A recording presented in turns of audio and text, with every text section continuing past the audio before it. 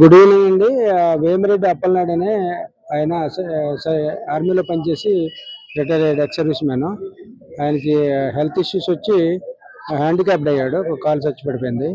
ఆయన బంక రాముకి 2016లో 148 గజాలు స్థలం అమ్మడం జరిగింది. దాని మీద తరచూ తగులు పడుతున్నారు. తగులు పెడితే ఈరోజు ఈ పాత కర్ణవనపాలెం జంక్షన్కి వచ్చేసరికి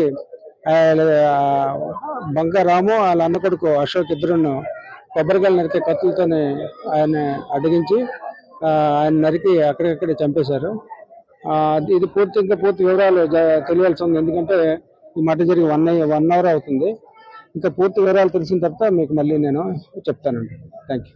8:45 ఆ టైంలో జరిగింది. 8:45, 9 ఆ మధ్యలో జరిగింది.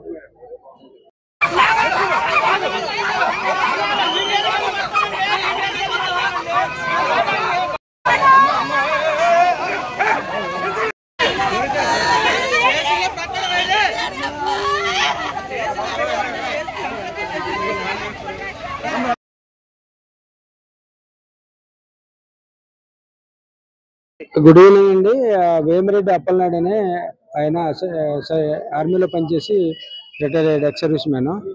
ఆయనకి హెల్త్ ఇష్యూస్ వచ్చి హ్యాండిక్యాప్డ్ అయ్యాడు, ఒక కాలు చచ్చి పడిపోయింది. ఆయన బంక రాముకి 2016లో 148 గజాలు స్థలం అమ్మడం జరిగింది. దాని మీద తరచూ తగులు పడుతున్నారు. తగులు పెడితే ఈరోజు ఈ పాత కర్ణవనపాలెం జంక్షన్కి వచ్చేసరికి బంక రాము వాళ్ళ అన్న కొడుకు అశోక్ ఇద్దరును కొబ్బరికాయలు నరికే కత్తులతోనే ఆయన అడ్డగించి ఆయన నరికి అక్కడికక్కడే చంపేశారు. ఇది ఇంకా పూర్తి వివరాలు తెలియాల్సి ఉంది, ఎందుకంటే ఈ మధ్య జరిగి 1 అవర్ అవుతుంది. ఇంకా పూర్తి వివరాలు తెలిసిన తర్వాత మీకు మళ్ళీ నేను చెప్తానండి. Thank you. 8:45 ఆ టైంలో జరిగింది. 8:45, 9 ఆ మధ్యలో జరిగింది.